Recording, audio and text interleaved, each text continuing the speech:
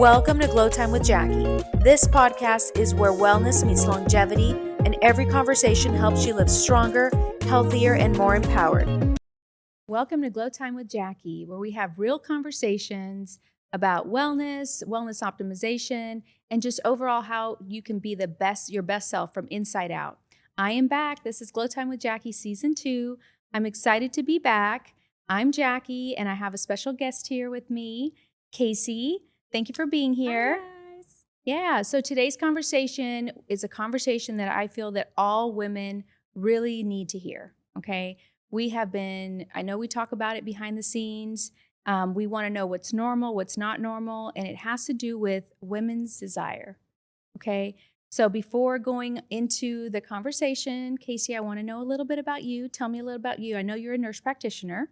That's right. I'm a women's health nurse practitioner. It's a very specific nurse practitioner where I take care of women only. So I definitely decided to do that because that is the population that I love to listen to. And, I did school where I learned a lot of the things that you probably have heard from your local OB-GYN.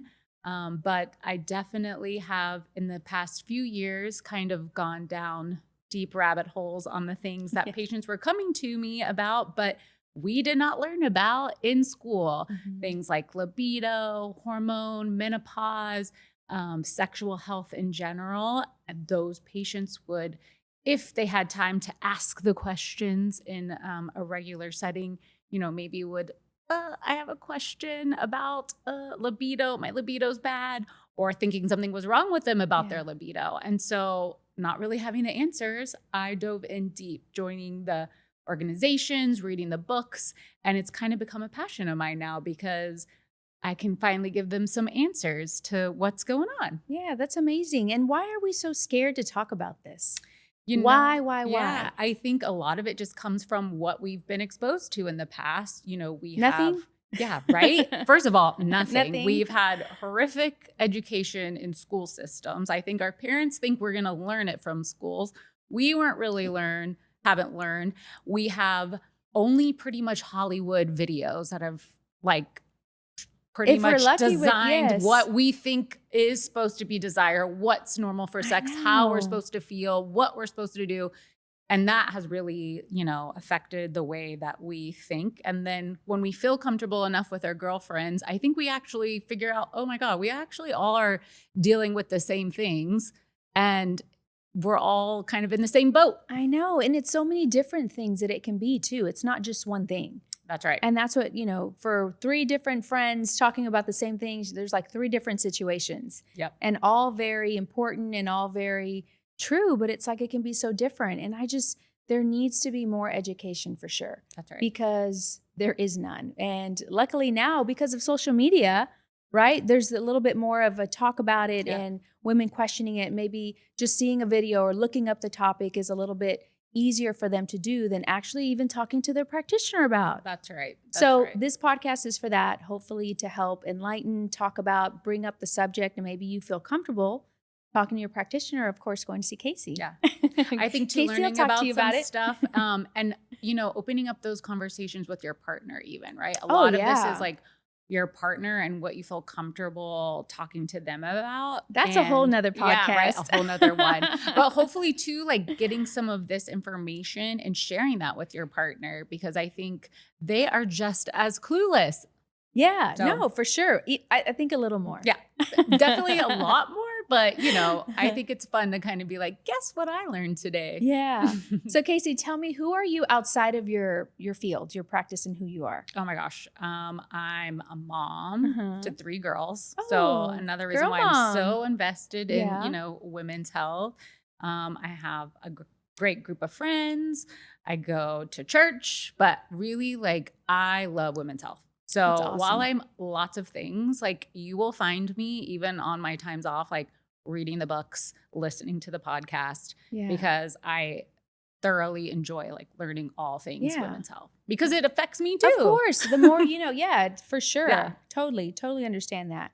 And tell me what inspired you to dedicate your career to women's health? Yeah. So, I have kind of always been exposed to it. I just happened as a nurse was in the field. I was working in the hospitals and mother baby units. I worked in ambulatory. And then it kind of just evolved to being a nurse practitioner.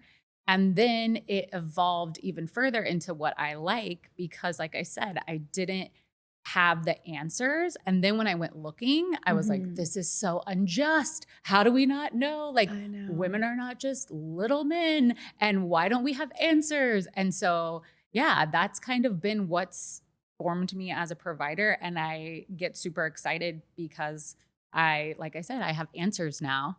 Yeah. And I love learning and more you can about give the them. So I answers out. can sometimes have even more answers later. Yeah. And more importantly, you can share that information, right? Yes. Because we are all going to come to you and ask you, like, what's this? What this? I'm sure the same issues come up over and over again. And here you're like, I have the answer. Exactly. You're like ready. Okay. So what type of woman do you which type of woman are you most passionate helping? I mean, the midlife woman, right? Yeah. I mean, that's definitely one of them, because we have so many things that are changing in our bodies. We feel like we are going crazy. Our body's changing. Our mind is changing. Literally, we have estrogen receptors through our entire body. So when everything goes crazy, it's like our body is failing us. Yeah. So I definitely feel like I love that population because, one, I'm also midlife in it, right? So again, being able to relate, but sometimes like we are struggling with blessing so bad, but sometimes the information or the piece of the puzzle can be simple.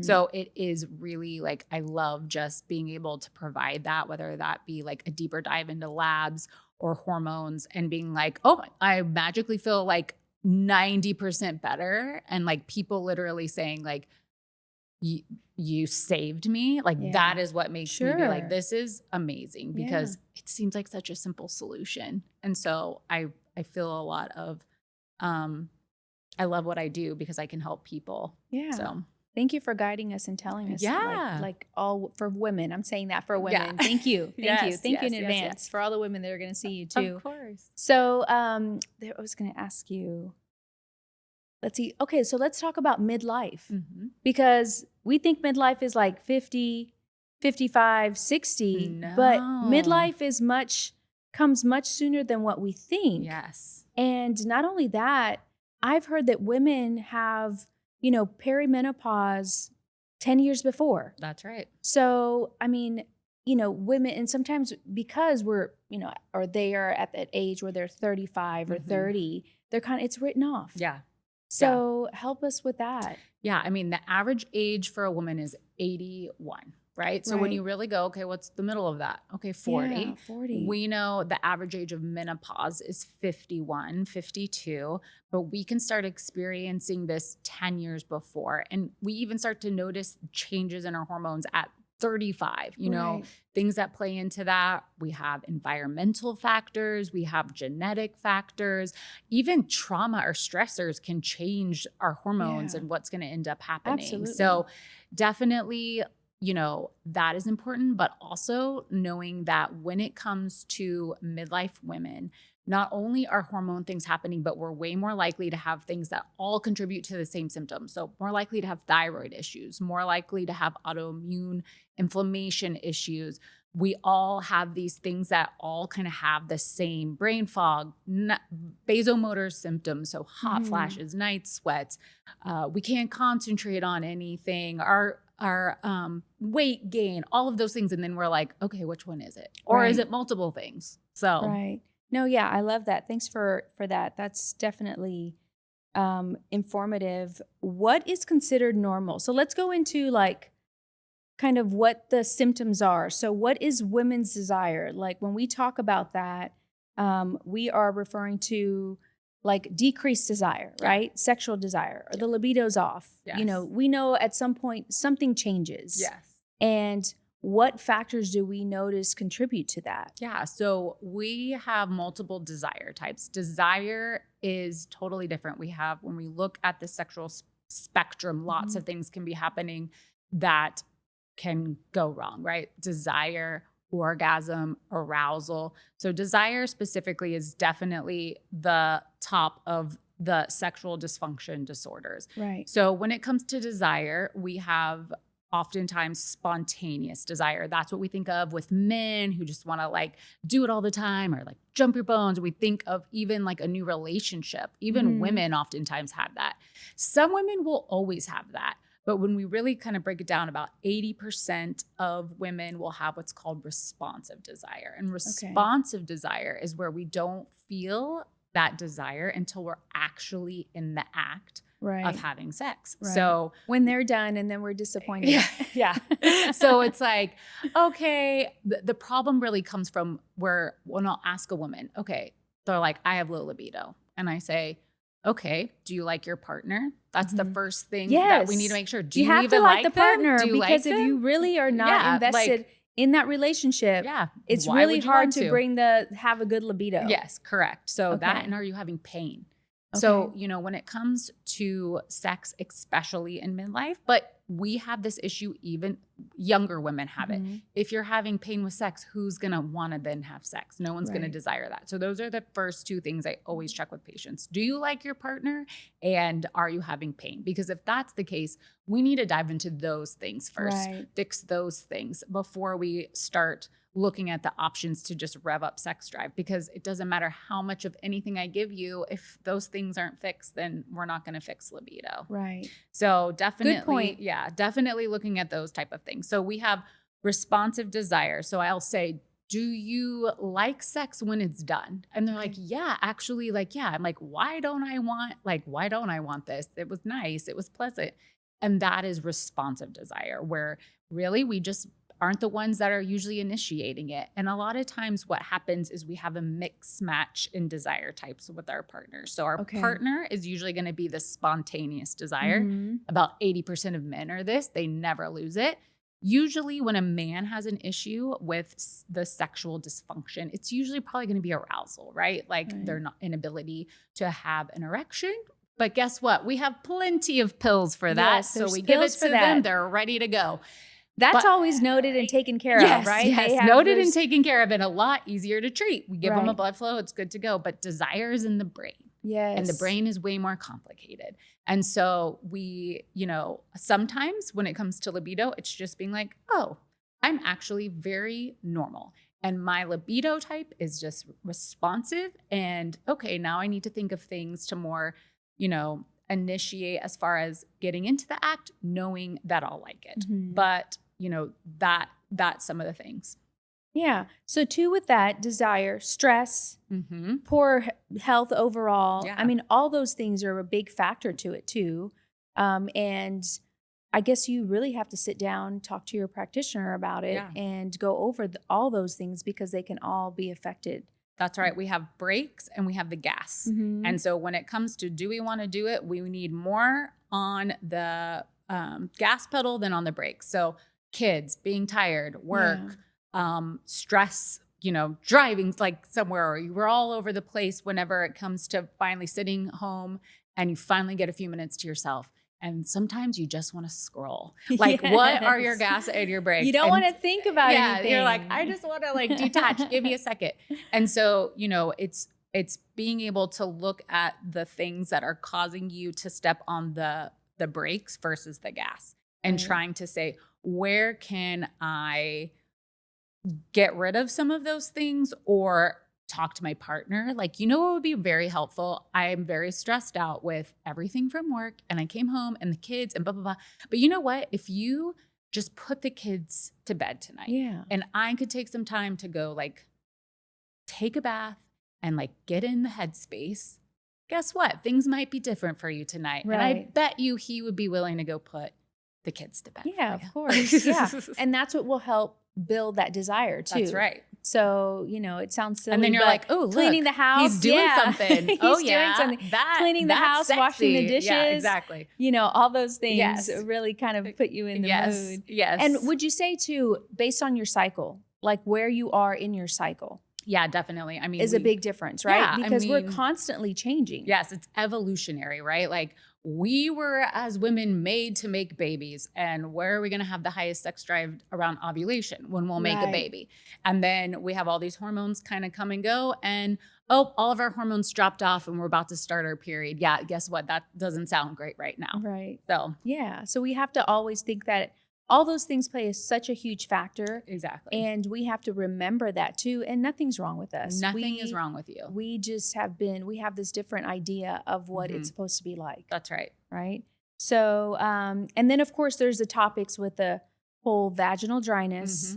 You know, there's, like you talked about painful intercourse and the pelvic floor dysfunction. So now does that, when you have a pelvic floor dysfunction, do you have painful sex? Definitely you can have, there's lots of different pain issues that you can have. Some with spasmings. A lot of women will experience prolapse after having children and things like that. So that can play a role into it. And not necessarily know it, right? Yeah. How do you know that you have prolapse? Well, sometimes to the extent, you will know it. It will actually have, or women might report it as like, I feel heavy there or bulging or something like that. And your like practitioner, heavy and weight. and your practitioner should be able to evaluate to see, because there's definitely different going from beginning to end of extent of that.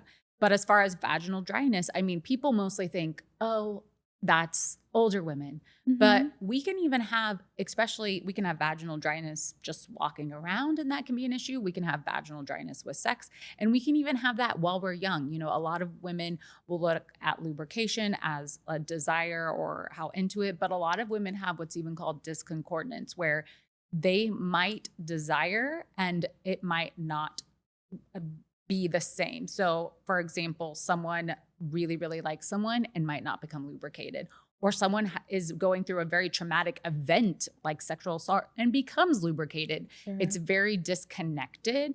And so, you know, there's lots of different ways to look at the vaginal dryness. But yes, when we go through perimenopause, menopause, sometimes that dip in estrogen can definitely contribute to things, whether that be thinning of the skin to the lubrication to changes of the pH causing more issues. And so definitely having that conversation, because we have lots of products to help with this that are not lavender. This is your PSA. Do not get anything with lavender. It says it's going to make you smell better. It will make things worse. So, you know, things like vaginal moisturizers, which have peptides and hyaluronic acid and things like that. Everything you would put on your face, but for your vulva area. Can go there gentle enough and do what it needs to do. And then vaginal estrogen, a good lubricant. My favorite one is Uberlube. It's a silicone-based lubricant. It is very slidey and opposed to like tacky, where you're having to kind of reapply it all the time. So just kind of having like your arsenal of things to like make sure that you're also setting yourself up for comfort and pleasure. For sure. And then, so let's talk about the prescriptions, like medication that's out there available. So luckily we're in this space where, yes, medications, I mean, obviously after the talk with the practitioner or their doctor, they can discuss, is a prescription, would it benefit? Is a prescription written all the time? Is it sometimes? Does it have to be a certain degree? Yeah. So the medications that we write prescriptions for are specifically for things like hypoactive sexual desire disorder. So this is kind of essentially low libido, but it stresses you out, right? Or when we think about low libido, if you are by yourself and you're low libido and it does not bother you, there is nothing wrong with that. You do not need to fix that.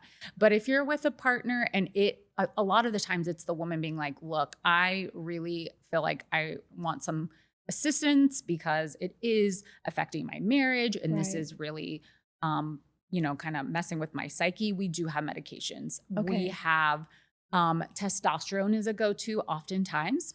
We do not have an FDA-approved testosterone for women, but we do have guidelines such as the Women's Sexual Health Society, where they tell us to give about 1/10 of the dose that we would give to a man to a female. Usually we would recommend doing this like in a gel first to kind of slowly bump up the level of testosterone. So that's one option. We have 2 medications specifically FDA approved for women. One is called Addyi. It's a daily pill you take. It's got an interesting story where it was actually being studied for like anxiety, depression. And because those medications oftentimes affect libido, they had to monitor that. And they found that it was not as effective for anxiety, depression, but women reported more sex. So they just changed it and got it approved for that instead. So this is the little pink pill. So that's so it's the pink pill compared to the blue pill. To the blue pill. But I also like to tell people, you know, when it comes to that, the blue pill causes an erection. Again, it's a very different part of the sexual response cycle versus Addie is libido. So I think people, when they get it, they think like, oh, does that mean I'm going to be like crazy lying? And I'm like, look, it's like, I thought of sex more today. Like that's how these medications are, if they're going to work. And I say that because it's only about 50-50 that it might work. They're more like, I thought of sex today. I was more like welcoming to that gesture. A lot of them are not going to make you what I think some women are expecting, like this, what they think of Viagra would be. So we've got Addie. And then we have Vyleesi, which is a medication that is actually a sub-Q injection that you give. It's a more on-demand. So Addie, you take it every day. With the Vyleesi, you're giving it kind of within this 30-minute planned time, and it can increase your desire for sex. You know, it comes in about 5 little auto injectors. Again, nothing is 50-50. And even testosterone, which most women think, ooh, this is going to be great. Sometimes that doesn't even correlate. Someone can have really high testosterone and really low libido, and opposite. So, and it goes back to all those different factors too. Exactly. It's how desire is biopsychosocial. There's so many things playing into it. Right. So then that's kind of where that peptide PT141 comes in, right? Correct. That's just like Vyleesi. Vyleesi. So I've heard of that. Can be for men and women. Yeah. And it's more of a mind. It works on your neurotransmitters versus it being like blood flow. Correct. And I've heard different things. Like I've looked at, I haven't tried it myself yet, but I've heard different things so far. And it could be like you said, it could be so different for everyone. Yes. Men, women, and you know, the onset, it can cause some, you know, it's got some little risks here and there, but I would say with all these medications, as far as are they going to be helpful for me? A lot of them, I would say give it a 3-month period. If you are not seeing anything from it, don't waste your money. As far as the Addie or Vyleesi, like it's not going to magically come after doing this for a while. So work more on the conversations and saving your money to go take a nice trip and have some vacation desire time that way instead. Yeah, absolutely. So that goes back to the question, like when someone that is interested, like this podcast, and they are wanting to ask the questions, where do I go? How do I get started? What do you recommend? Yeah, I mean, definitely have that conversation with your provider that you see. If not, there is an organization called ISSWSH, ISSWSH. I think I got them all in there. It's the Women's Sexual Health Society. There's where you can go online and look up providers that handle specifically these type of symptoms, as well as like there are mental health, sex therapists, sex counselors, pelvic floor, physical therapists. Like it takes a team a lot of the times for some patients for us to, because it is biopsychosocial.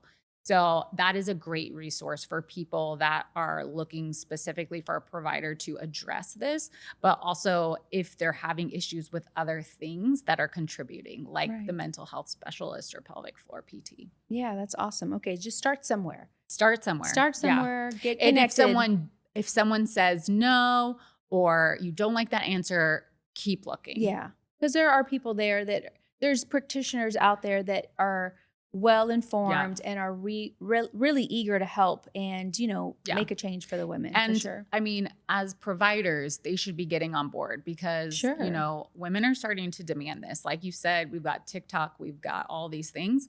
And, you know, if women are going to come in and ask. So before they might've been a little timid, but now they're coming in. So you better have an answer or you're going to get a bad rap. Yes.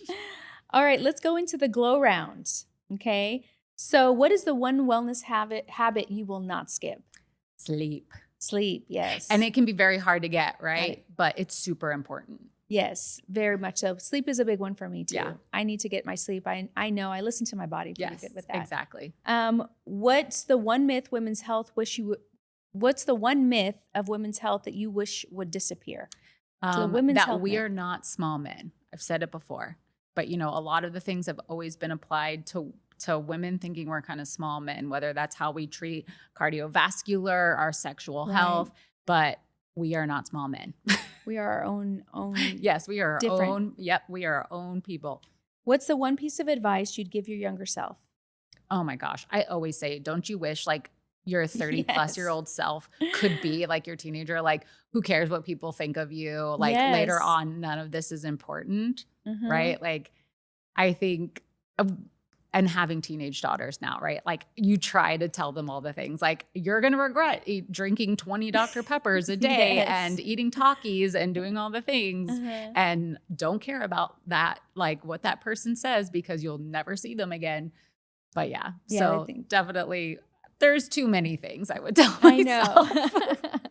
Too many things. If we would only listen. I know. Too. And then what's the one thing women should stop feeling guilty about? Oh my gosh, taking care of yourself. Absolutely. Like everybody, I get so many times where people are like, I've been doing this, and I know I should have gotten this done a long time ago.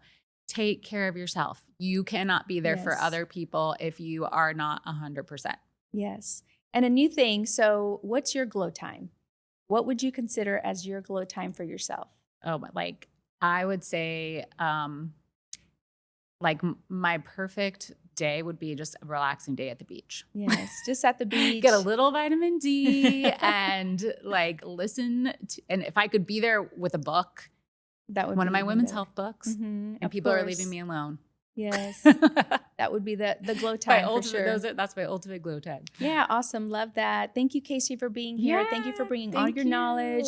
Thank you for helping the audience. We are in need. We need this information. We just, we will put everything out there and make sure that, women are feeling comfortable. And the more we can educate them, the more hopefully women will ask and come to you.